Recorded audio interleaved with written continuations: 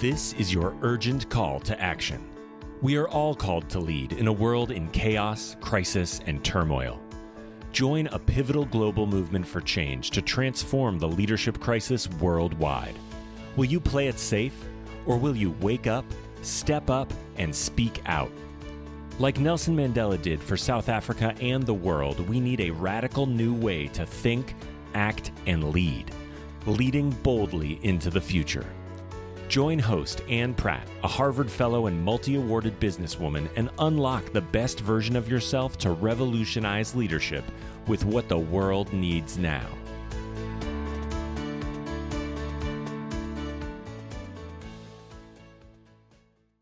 Greetings to all you future bold leaders. Thank you for joining us from around the world.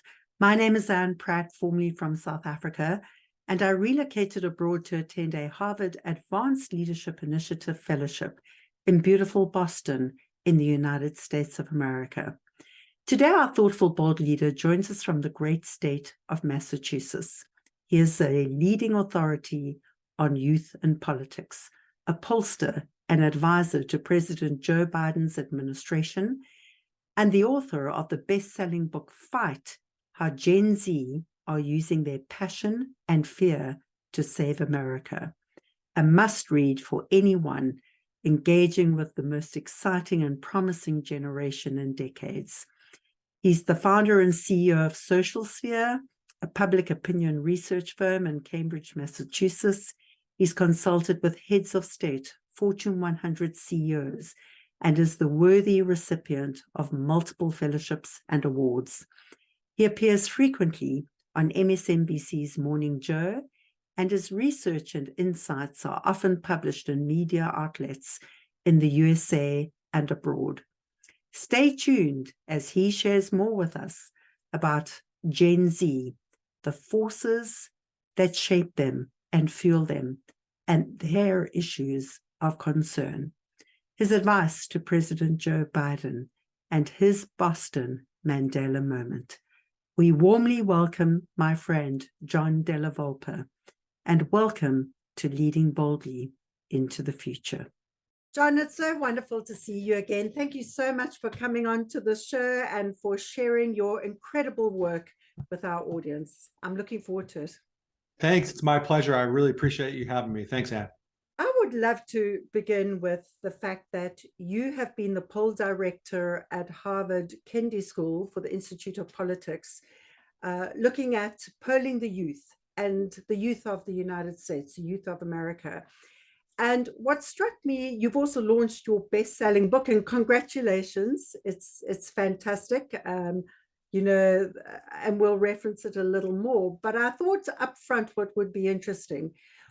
What brought you into this line of work? Why the youth of America? Well, again, thanks for having me. And the background of this, Anne, is that it was never my idea, actually, to be a youth-centered or youth-focused pollster or public opinion researcher. It was the winter of 2000, 1999, 2000, a couple of decades ago, when two undergraduates at Harvard College, Aaron and Trevor, they were sophomores, and they were really kind of confounded by the seeming disconnects on our campus and on other campuses and high schools across America. On one hand, it seemed like they and all their friends and peers and fellow students across the college or across the country were centered on the idea of service and community service and volunteerism to solve meaningful issues. But very few, it seemed to them, were interested in voting or talking about politics or really felt invested in the political system. When they look back to the previous presidential campaign of 1996, it was Bill Clinton's re-election year against Senator Dole, they noticed that the youth engagement was near an all-time low. And they said, we want to do a survey. Don't our peers understand if we volunteer and we vote, we can move the country forward in a more significant way? So they couldn't do the poll themselves, I was lucky to get that phone call, just being one of just a handful of folks in Boston, in Cambridge at the time, who was an active public opinion researcher. So that's how it started. It was supposed to be a 1-semester event. And, we're 40 something semesters into this, and a really kind of a life-changing, I think, opportunity for me. It's a fantastic opportunity, and I applaud how this has flourished and, of course, resulted in this fantastic best-selling book of yours, John, Fight, how Gen Z is channeling their fear and their passion to save America. Talk to us about the title, Fight. Why the fight? We know that when people are faced with trauma, they can fight or flight. Why Right. fight? Well, to start, I've now been doing this for as we said, 20 something years. So we've been able to capture essentially the entire millennial generation, understanding their values and their opinions and their attitudes. And then it was 5 or 6 years ago when during the summer months, where I typically spend a lot of time traveling and talking to young Americans, I noticed this seeming disconnect again between like this extreme level of anxiety, depression, concern they had for their own mental health, that they were very open to share. But at the same time, I noticed this resolve and this resiliency that they were dealing with these traumas, but it made them actually more focused, more angry on trying to deal with some of the issues that they were of great concern, right? So again, premise of the book, the spark of the book was this concern they had for each other's mental health. But again, I was so inspired by the data after each of those stories that I learned that you can flee or you can fight, and that they're fighting in seemingly every significant way that they can. Specifically, from where I'm focused, it's fighting inside the political arena. And it's easy to turn away. It's easy to do what their older siblings and their parents and their grandparents did, which is not participate at the levels at which they're participating. But they're digging down and they're fighting, and it's a good fight. It's a good fight. Yeah. And I'm also struck by some of the reviews of the book and just the content of the book about how this is possibly one of the greatest generations in America. And I think, perhaps to your point about them being up for the good fight, what is it, do you think, that has ignited the passion? And what is that passion? What are these big issues that they really care about? And what do you think ignited that passion?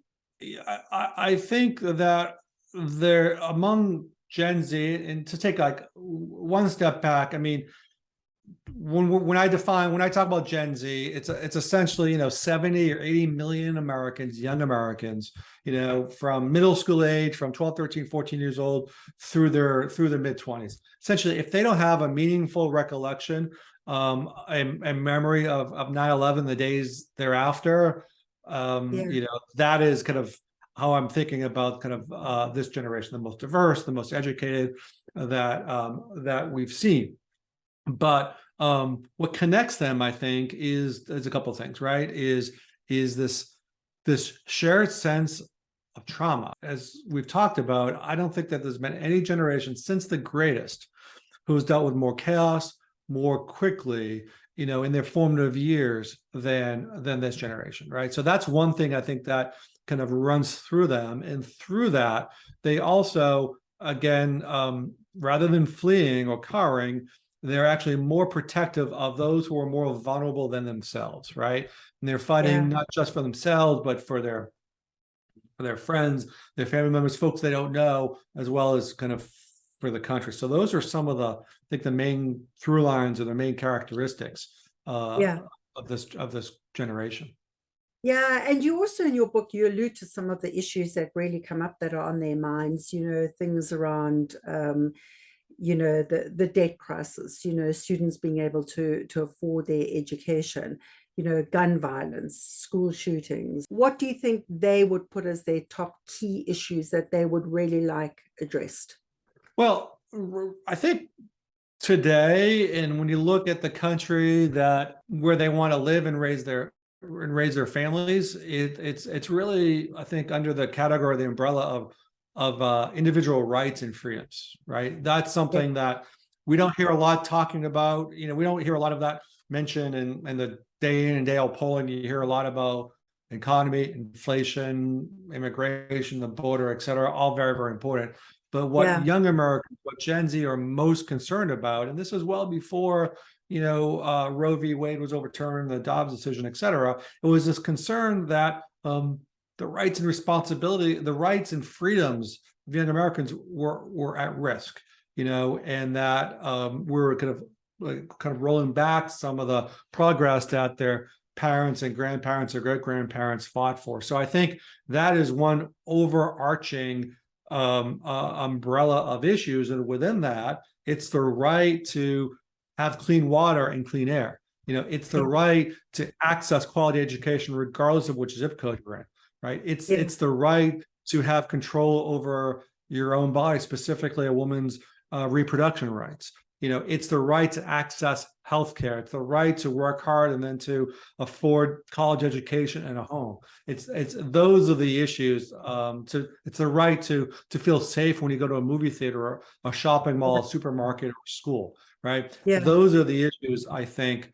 It's a right to feel, comfortable with who you are and to marry whoever you love, regardless, of what the state might say. So those are the issues, I think, that really animate this generation. Yeah. And I was also struck in the foreword of the book, the young gentleman, David Hogg, who was a survivor in the very heinous Parkland school shooting in Florida.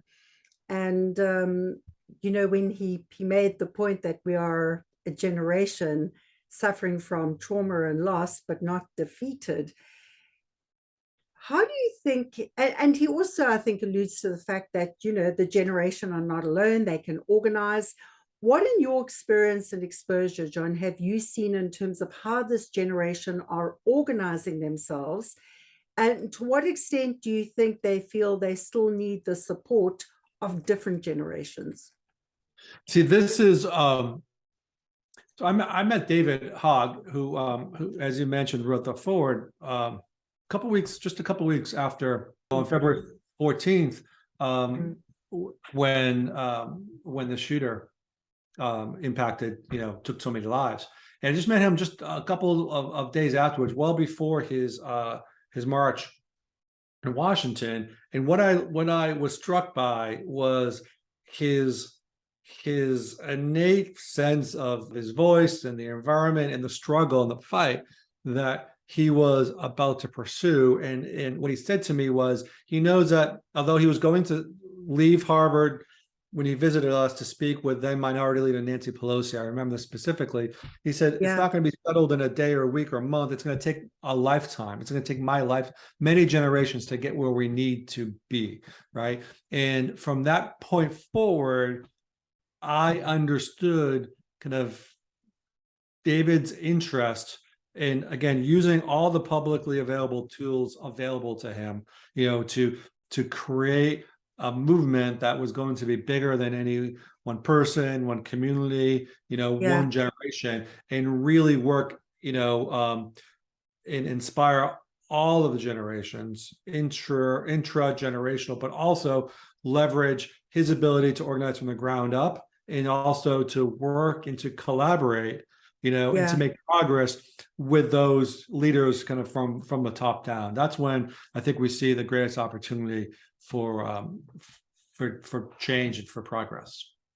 Yeah, and perhaps, John, can you just share, what struck you? I know you write about it in your book, but could you, for our audience, just share, the event? It was Valentine's Day, and especially for those, for all of us, really, right, who have still a hard time grasping what happened, especially for those who are listening outside of the U.S. I write that in the time it took me to order my coffee, 5 or 6 minutes at my local coffee shop, an individual walked out of an Uber, walked into her school, and took 15 lives, classroom by classroom by classroom, hopped back, and went to a local cafe to order like a diet soda, at the local sandwich shop. It literally happened. All of that happened in 6 minutes because of the use of the automatic weapon, the dozens and dozens of military grade ammunition he had. But what happened, and I remember specifically where I was, like in the hallway in front of our front desk at the Institute of Politics, seeing the aftermath and the children, kind of lined up, one after another, in these photographs that we've seen all too often after a mass shooting.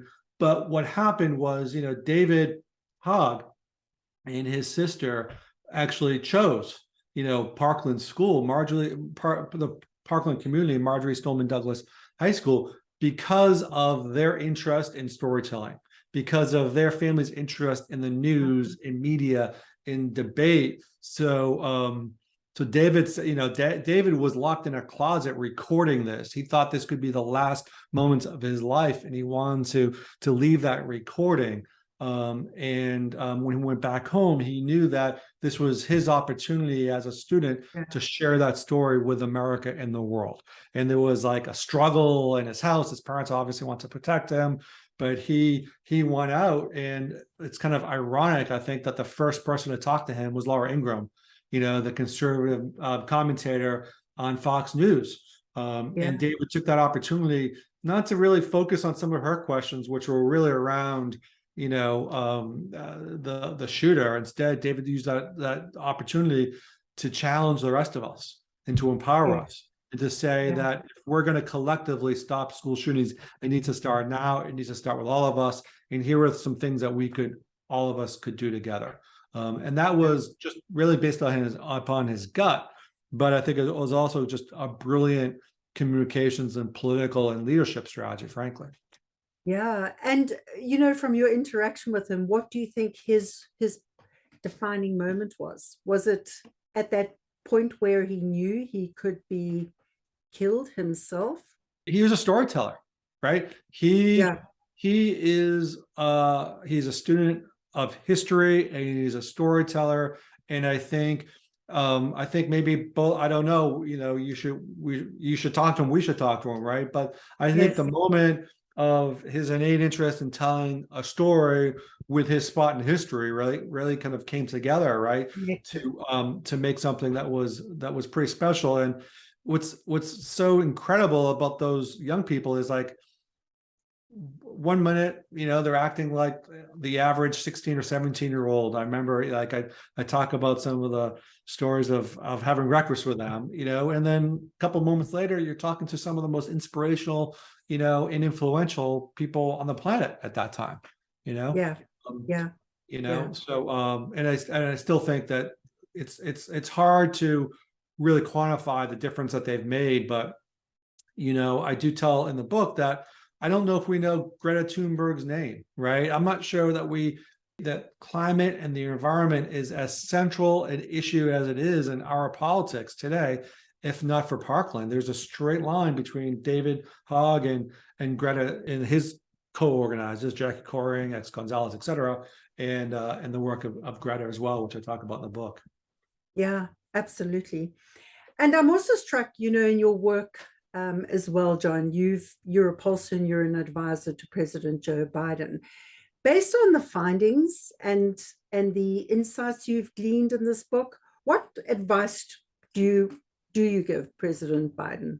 I think a couple of things. I think one is that regardless of what other people might think, other pundits may think, other elected officials may think, that that younger voters, in particular Gen Z and millennials, they want to do big things, and they are willing to vote and to turn out in far more significant ways than most of us could even imagine if they're empowered.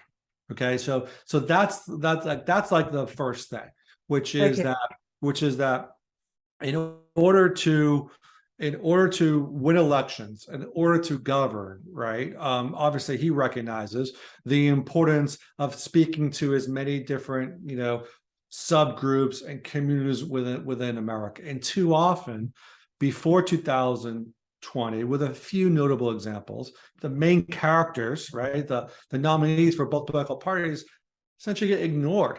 Younger people. It was expensive. They didn't think they'd turn out, et cetera. And I think the most important advice that I gave, but it was part of who he already was, right? So I wasn't changing his mind. I was helping him with a strategy to go out and speak to young people. And that really worked obviously kind of quite well. Very few young people were with him, in the primary 2020. Bernie Sanders hadn't done as well as he had done in 2016 among younger people. The youth vote was fractured throughout, a variety of different candidates. But one of the key moments, I think, of that entire campaign was St. Patrick's Day. It was March 17th, 2020. COVID was ramping up. The campaign was winding down. And then Vice President Biden called out to the supporters of Bernie Sanders, the young supporters. He says, I hear you. Okay.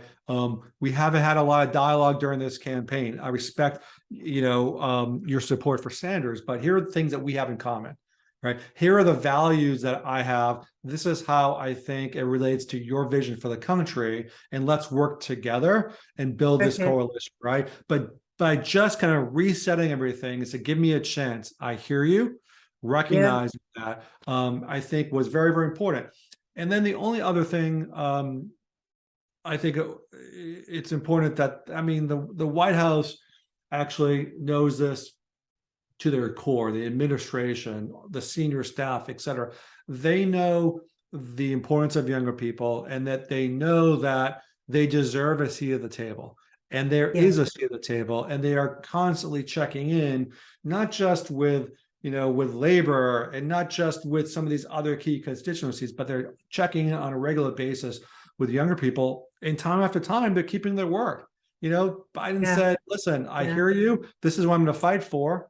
He's accomplished a lot of it, and that is the reason I think that to a lot of folks, a lot of people's surprise, we've had the highest level of voter participation ever among younger people during his administration. And he has earned as large of a faction of that vote as anyone, including Obama. The only person who ever beat him was Obama in the first cycle of 2008, and then he's received 60% plus. Biden did in 2020 across most of those key states. Yeah, that's phenomenal. And in terms of the core issues that Gen Z care about, what's top of the ticket? I think again, it's a dealing with a larger umbrella of rights and freedoms. But I hear a lot about affordability, and concern about paying for college, concern about the cost of housing. So they're clearly kind of these economic factors that are of great concern. The concern about access to quality education, K through 12, but also higher ed, is a significant concern. Of course, climate change is over, is kind of a table stakes. You need to, have some sort of alignment around that. Those are the issues that you most often hear about. And of course, this rising concern of the political divisions within our country is of concern. And all of those things really are just kind of adding to the stress, the economic stress, and then the mental health concerns. That makes a lot of sense. And of course, we've seen a lot of those policy changes being enacted. So, it's inspiring. Shifting gear a little, what was perhaps a defining moment in your young life, and a moment that was more challenging for you? Could you take us back in time? What was that? How did you feel at the time? And what was your moment of revelation? I think one of the early kind of, transformational moments, perhaps, was I was in, I remember being, 10, 11, 12 years old when I grew up in a working class city in Massachusetts. And Yeah. my grandfather had an opportunity to visit the White House. He was a labor leader back in those days in the late 70s, early 80s, and this must have been the early 80s because Reagan was president.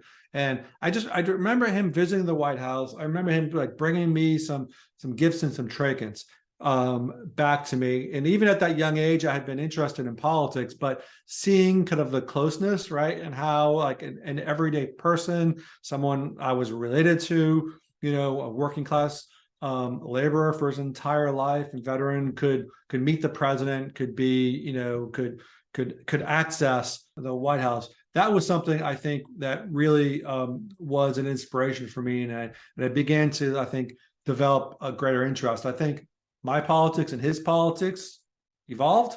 We didn't have a lot to that we have in common. As my politics developed after that. But that was certainly kind of one thing that I think it was very important in my development. Yeah, yeah. And when you say his politics, are you talking about your grandfather, or are you talking about the president? I was talking about my grandfather was one of those things we call like a Reagan Democrat. So he was like an FDR Democrat who turned pretty conservative, during Reagan's term, and it ended up extremely conservative, much more conservative than I am. But I think he's probably appreciates some of the dialogue and debates that we might have had, or the lecturing that he would give me over the telephone back in the old days. Yeah, tell me how I was wrong about all those things. Yeah. Yeah, absolutely.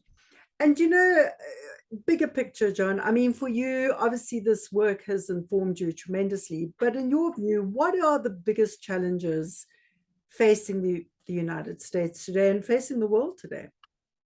I think so much of the world is connected, and the challenges that we face, I think so many other nations and leaders are facing. Yeah. But I mean, central to it has to be our divisions, our kind of our political divisions and our divides, which is obviously kind of connected to so many things, politics, media, et cetera. But I just like the inability to agree on a common set of facts, the inability for us to kind of see the many more things we have in common than divide us.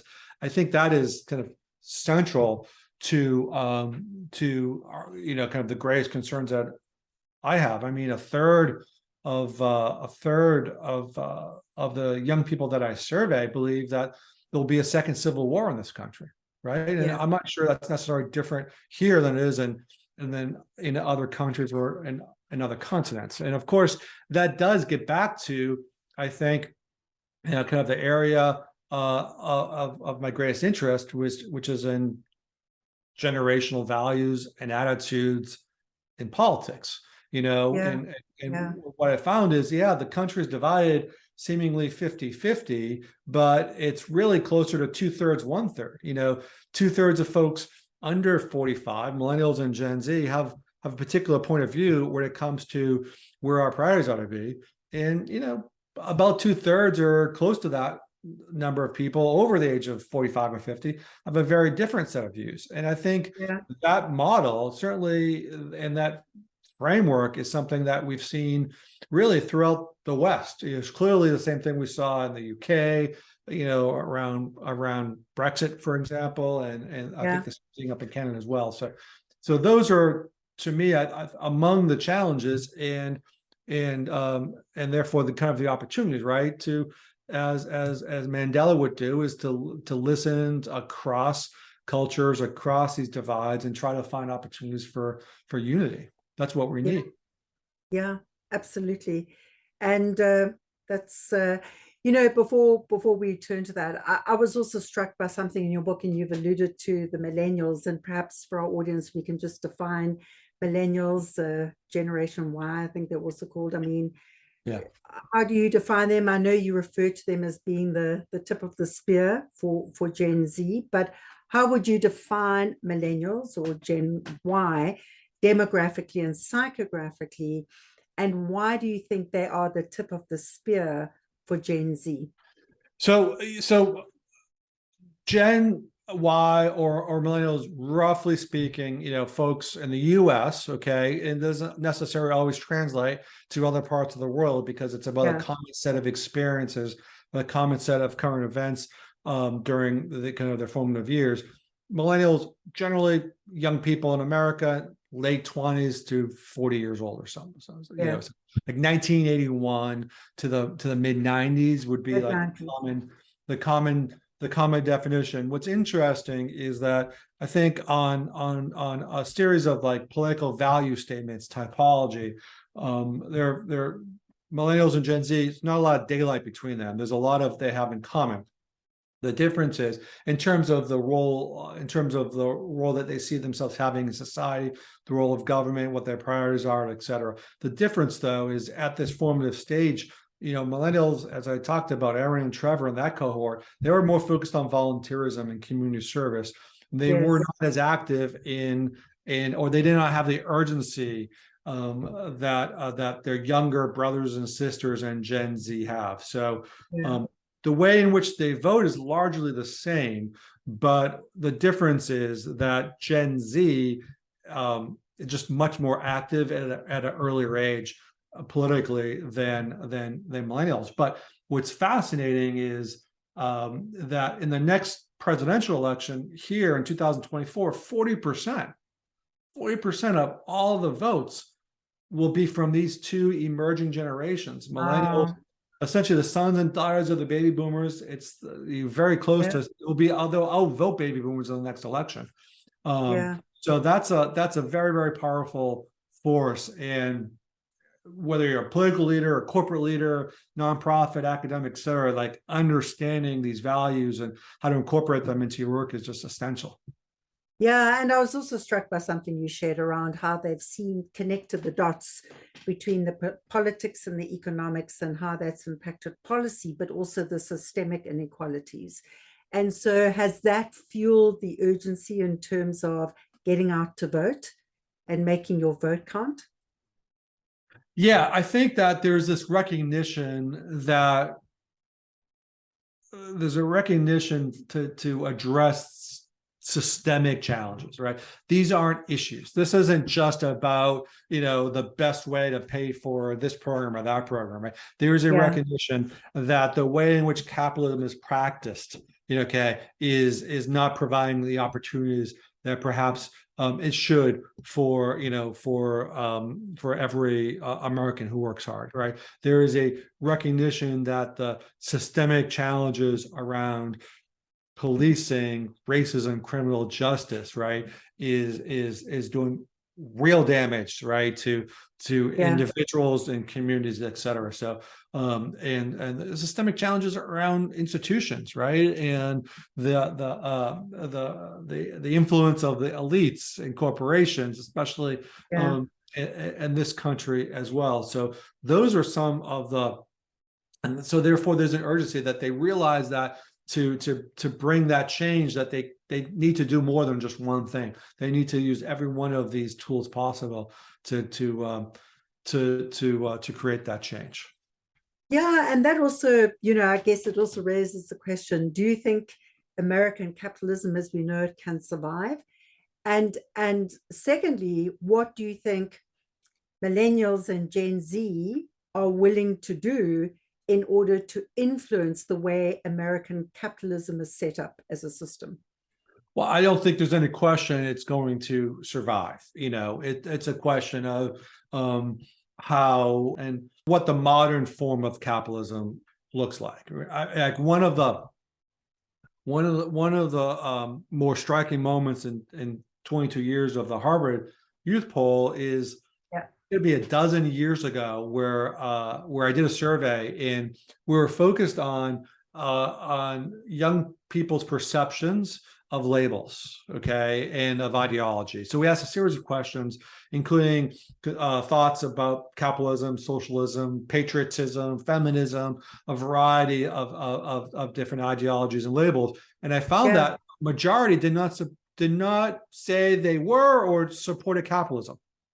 It still had a higher, net support than socialism did. I thought that was a mistake. I literally did the poll again. because Yeah. sometimes, 1 out of 20 polls will have some sort of 5% sampling. Or I did the poll again and found, that it wasn't until we talked to Americans over the age of 50 where there was net support. I gave the definition. I did another survey. We shared the definition. When I shared the definition, support increased in the survey, which kind of taught me that Yeah. it's not that it's the way in which it was being practiced that people were responding negatively towards. And I think still to this day, the best explanation in terms of how we fix it or how we modernize it was by a young person, a young college student, who said, problem with capitalism would be fixed if we had kind of a partnership, perhaps between the two Roosevelts, Teddy Roosevelt and Franklin Roosevelt, two presidents. And it was Teddy Roosevelt who had a program called the Square Deal, where he kind of use his authority and influence to break up monopolies, essentially to give young businesses and entrepreneurs an opportunity to succeed. And then match that with a New Deal, with Franklin Delano Roosevelt New Deal, building the social infrastructure. So I think those are the elements that will be incorporated as Gen Z and millennials turn to become more active members of government and banking and finance. Yeah, no, that makes a lot of sense. Turning to a human being that we both admire and respect enormously in terms of his life, his leadership, and his legacy, Nelson Mandela. Could you take us back to a Mandela moment for you, a moment that you recall? And of course, there must be many moments, but a moment that you recall, John, where Mandela's an event, a speech, a book, a poem, something that inspired you and shaped the way you think, act, and lead today? Yeah, well, I was fortunate being not living in Boston, but being close to Boston a year after I graduated college in 1990. When we were provided the opportunity, right, to be in the presence, along with 250,000 other, members of our community in Boston when Mandela came to Boston after being released from prison. I remember that almost like it was yesterday. I was working on my first or second political campaign, not too far away, but I remember driving up and just being part, right, for the first time. I felt like I was being part of this kind of global community, right? Where back in those days, I mean, Boston was still a pretty divided place, right? Right. But being part of this sea of humanity, and having the opportunity to kind of still be in the presence of Mandela, that was such an inspiring moment. I was beginning my career in politics, right? And really, I think, kind of committed myself to appreciating that big things can happen, right? That with patience and resilience, things that you cannot even imagine could happen, right? And that was, I think, certainly kind of a key moment in terms of my, life and my career trajectory. Because, you're someone like me, you're not getting paid a lot, you're moving from town to town, working on campaigns, but to see it all kind of connected, to see how much he meant to so many other people, who kind of shared in his struggle in one way or another. That was all just such a gift to be a part of in the same place at the same time. How did you feel? I think just empowered and inspired. I mean, in college, I was interested in human rights, engaged in Amnesty International, and through pop culture, and arst against apartheid, I've been, certainly kind of focusing and understanding kind of the issues, but, just to be there. And I'm not sure I could even envision what would happen, a few years later, in terms of where he would go and where your country would go. But I just remember just being part of that, just whole, like one person, a whole kind of collective community of people being so impacted by one individual, right? Yeah. That was, I don't think I've ever been part of something even since then. Yeah, that's pretty remarkable, Mm. and talks to the possibility of this current moment as well. And just in your own working career, John, have you had a particularly difficult moment that has challenged you, where you felt, how am I going to get through this? What has been that moment? Can you give us some context, and how was that for you at the time? Well, I mean, there are a lot of there are a lot of moments. I mean, both in politics, winning, losing, right? That's always hard, especially kind of in the earlier days when you're, when you're younger and you put all of your effort into something. But so that's hard. But in addition to Harvard, I've got my own company, and that's constantly challenging. And I was very early. My colleagues and I were very, very early adopters around the use of social media and analytics, to use them to help provide additional insight in terms of some of the other work that we're doing, right? So, Yeah. I'd never had investors, and I spent a tremendous amount of our personal income to invest in some of these data tools and systems, et cetera. And then, when Cambridge Analytica came, and Facebook ended up basically kind of pulling back on all their data, left me with, millions of dollars of investment with really nothing to show for it, right? So that was significant. That was a significant challenge, leveraging all of the profit from our company for many years into building these tools, believing that Facebook would do the right thing and abide by the terms of a 5-year contract I had, but they pulled the plug within just a couple of days worth of notice, because they saw that their algorithms were being, I think, infected by other, hostile individuals, estates, et cetera, and it could have killed my business, right? It could have. So that was certainly a significant challenge in terms of how I need to, restructure things pretty quickly. Pretty quickly. What was the contract, and what was the contract, and why did Facebook? So essentially, and what we had is, we were among the very, very first to access, okay, Yeah.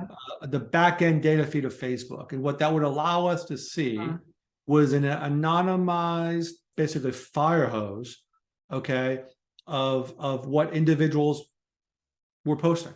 Okay, it was anonymized, so I would see their gender, their age, their location, and their contents, right? And for my business, public opinion, for my company, Social Sphere, if I'm able to identify, what is so important that someone is going to share it or post about it, okay, that is a very important insight into how they think. And if you take that and then you complement that with public opinion surveys and focus groups, provides a holistic view.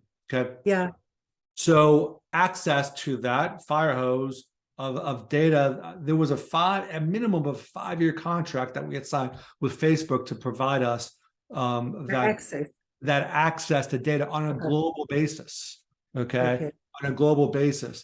And again, and then obviously to do that, we spent hundreds of thousands, if not millions, in systems and platforms and infrastructure to collect it, to synthesize it, to report on it, to sell it to a variety of clients around the world.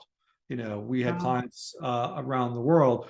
And so again, we were seeing some things, honestly, that activity that seemed suspicious. We were trying to make sense of it, but it was October, I think, of 16, right before the 16 election. Cambridge Analytica was happening, and then we got a phone call. I remember where I was. Remember exactly where I was. Got the phone call that they were ending it, so that was in 16. So it took us a while to obviously kind of dig ourselves out of it and reposition the business in 2016. And what was the threat? That was 2016. That was 2016, yeah. And I don't know why Facebook did it, but that also happened to be the time, right, when Cambridge Analytica, in the UK was was involved in the U.S. election, and I think that they were concerned. I don't know, but my sense is that Facebook was concerned about sharing data that others like ourselves could potentially prove, right, was fictitious or false, or the use of bot farms in Russia or others intent on providing misinformation and disinformation, right? I think that was my sense is that was their concern. So rather than providing access to others to help them figure this out, they just ended it kind of for everybody, and us being the first, obviously a pretty small company but doing some pretty important and unique things in the space, it was incredibly damaging Yeah, to I'm us. sure. And very stressful for you, John. Very stressful, yes. How did you navigate out? Very stressful, as you know, 3 kids close to college age or in college at that time, right? So that was stressful, but I just can navigate out by going back to the core business, right? And what we knew well, which is asking the right questions in the right way to the right people. So that's it. We just went back to just a complete focus on the classic, modernizing the classic form of opinion research, and that's it. Well, you've done a masterful job, John. It's it's pretty daunting. What supported you during that period? Always fortunate to have just a lot of support, right? As you know, my wife Linda has always kind of been the backbone of everything, the backbone of our business. She gave up a lot of her original career, to help care for our son Andrew, eldest. That kind of changed her career. So when we started the company, she was the backbone in terms of the finance, the accounting, the legal essence sort of aspect of everything. So thankfully, that was huge, and also obviously the support of other employees and partners in the company, to move forward, and a bunch of obviously great clients, as well, right? But it's it was certainly hard because it was just not the company or finance. It was all of these things at the same time, creating certainly kind of a lot of stress and anxiety, for sure. Well, you have an amazing, formidable partner in Linda, and you make a remarkable team, and it bears testimony to your partnership as well. And let's turn to some fun facts about you. What do you think the youth in your family, what do you think your children would say that they admire and appreciate most about you? Oh, that's a good question. I think they probably appreciate how diligent I am and how curious, and invested in what I do. Hopefully I think, I certainly know kind of in their young careers how hard that they work, and hopefully they appreciate seeing that, from Lynn and I. And what would you say to your 15-year-old self, with the benefit of the remarkable work you've done with your insights, your learning? What would you say to your 15-year-old self?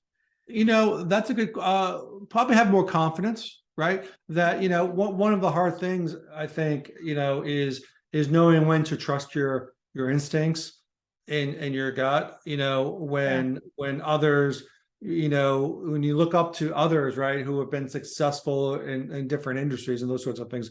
But I think what I've learned is the importance of trusting your gut and having confidence, because in terms of being innovation, an innovator or in seeing some innovation where just because it hasn't been done before doesn't mean you can't do it or that there's a good reason why it hasn't been done before. So I think that's an important part of it. It's probably to have more confidence and to trust your gut and to align yourself with.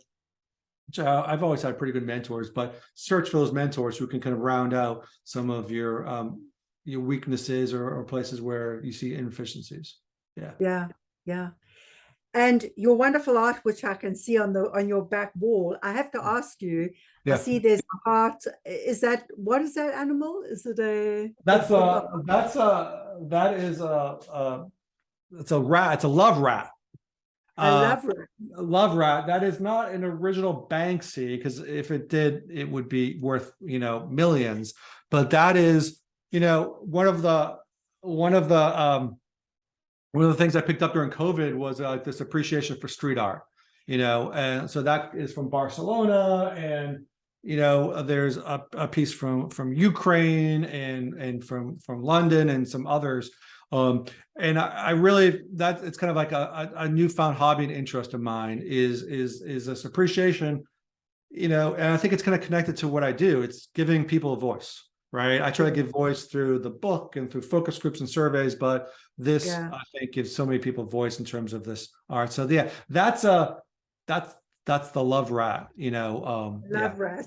Love rat. Yep. Well, I love the love rat. It's really stunning.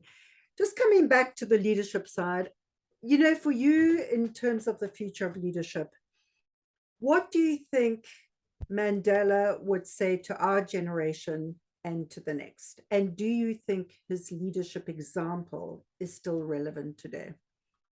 Yeah, without zero question about that. And to just really dig in and just listen harder, right? And to really not take no for an answer, kind of, and embed yourself into these communities that you may not understand or you may not understand them, right? And that was one of I think the great lessons from Mandela is his constant interest in listening and understanding all sides of concerns that people have, right? And to see himself through the eyes of other people, et cetera. And I think that's such an incredibly important lesson for today, when there's so much division, so much mistrust and distrust. So that's I think kind of one obvious thing for me, to be honest. Yeah. And do you think he would say that to our generation and the next? Yeah, and I think in terms of I'm sure that he would probably reprimand us, right? I could see him. I could certainly see him doing that. I think he has done that. But I think he would implore upon us to help us help our children to better understand, right? Because there's this disconnect, I think, between kind of what we think of our kids and what, and I think the gaps are between what that and the day-to-day reality is, right? So I think that he would kind of implore us to use this opportunity, in terms of the leadership and the experience and the networking and the ability that we have, right, to see things that are, the younger generations haven't quite experienced yet, is to use those for good, and to spend more time to really help elevate this generation kind of more quickly into solving some of the systemic challenges that we all face, regardless of where we're from. Yeah. And in our sort of final closing moments, John, what is your final message around the future of leadership and the role that Generation Z can play, not only in the United States, but in the world? Yeah, I think I'm incredibly optimistic, right? I think there's certainly kind of near-term concerns for the instability, around the world, in so many different governments. But if we could have enable, even if we don't enable, they're going to take advantage of this, kind of younger people rise and to begin to take some responsibility. I see incredibly, positive things in the future. I think they will redefine what it means to be happy. Okay, I think they will redefine what it means to be a member of community.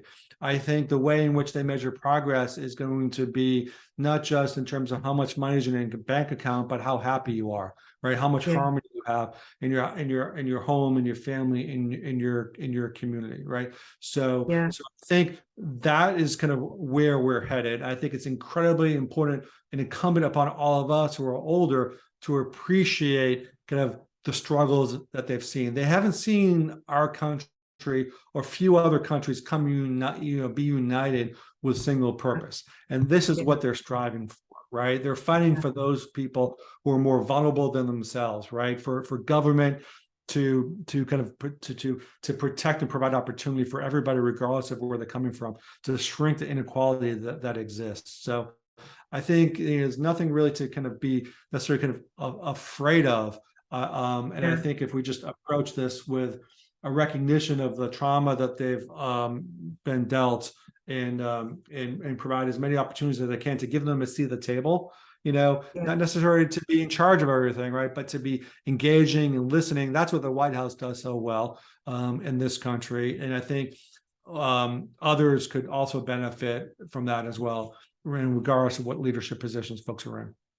Yeah, well, John, thank you so much. You're certainly a force for hope and change, not only in your smaller communities, but for this country, for the United States, and for the world. And I'm so looking forward to us doing many more things together to build this collective movement around the world. Thank you. Talking to my friend John Della Volpe, the polling director of Harvard Kennedy School Institute of Politics, helps us rethink about how democracy hangs in the balance in the USA and plays out in a world on edge. So what is the big question and what is the fight? If the question guides the answer, perhaps the bigger question is, will Gen Z help save democracy and America and help protect a fragile world order to stabilize the world? As the democratic free world grapples with the ongoing democracy recession, 2024, like never before, shines a spotlight on the global state of democracy. 2024 sees 70 elections in countries totaling 4.2 billion people. For the first time, more people and more than 50% of the global population can go to the polls. That does not necessarily mean more democracy. Many elections are not free and unfair. In the United States of America, as the temperature rises, the fight is set to be an unpopularity contest between Joe Biden and Donald Trump. The voters and the courts will cast their verdict on Donald Trump.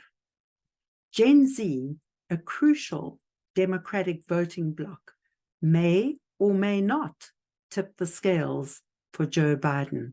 As fractures widen within the political parties on each side of the political divide, a September 2023 Pew Research Center survey shows a growing malaise and fatigue among American voters. 65% reported that they always or often feel exhausted. 55% are typically driven to anger. 10% have frequent flashes of hope, and only 4% feel regularly excited. When asked to use a single word to describe American politics, divisive, corrupt, messy, or bad were top of mind.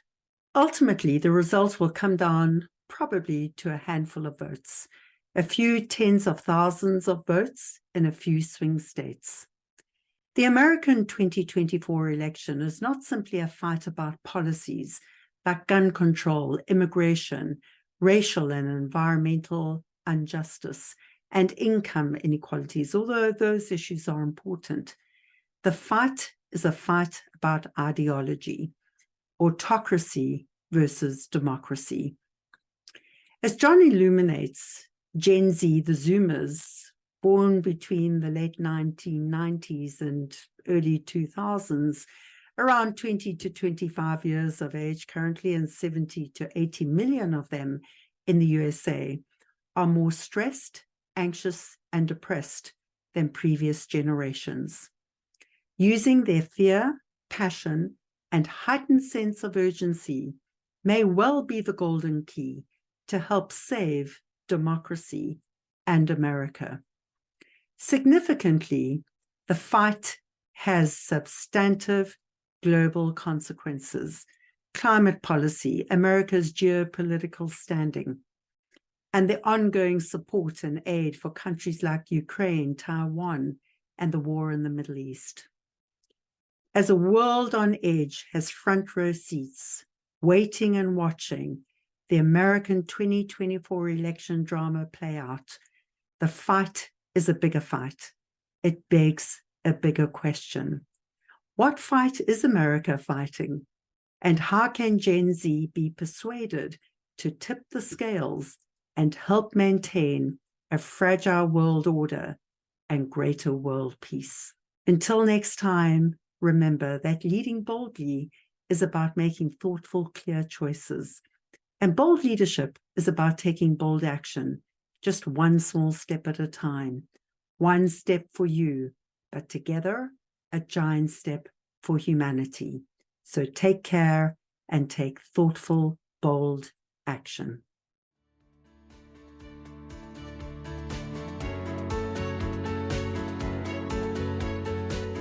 Thank you for listening to this episode of Leading Boldly into the Future. Please find links and connections mentioned in this show in our blog, and never miss an episode by subscribing at anne-pratt.com. That's ANNE-PRATT.com.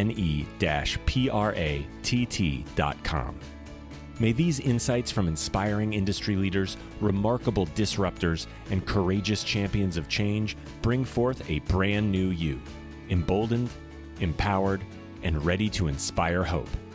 Come back soon, share with your friends, sign up on anne-pratt.com and join our movement for change. Why? Because the world needs you to lead boldly too.